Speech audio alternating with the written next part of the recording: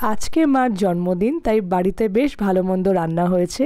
মেনুতে আজকে ছিল ভাত, মুরগির মাংস, পায়েস আর চাটনি। আর সবকটাই কিন্তু বেশ টেস্টি হয়েছিল খেতে। আর মিনি ব্লগস আমি আপলোড করছি, সেটারও কিন্তু আজকে 1 বছর পূর্ণ হলো। আমার মনে আছে লাস্ট ইয়ার মার জন্মদিন থেকেই কিন্তু আমি মিনি ব্লগ আপলোড করা শুরু করেছিলাম।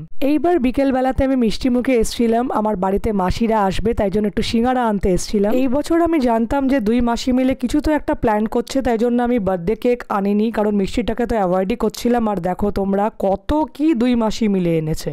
আমার তো মনে হচ্ছে বার্থডে কেকের থেকে এরকম স্লাইস করা কেকই বেশি সুন্দর লাগছে দেখতে। এইরকম সব একসাথে সাজানো দেখে না আমার 90s এর বার্থডে পার্টির কথা মনে পড়ে গেল, যখন সব মা বাবারা না বাচ্চাদেরকে এইভাবে প্লেট সাজিয়ে খেতে দিত।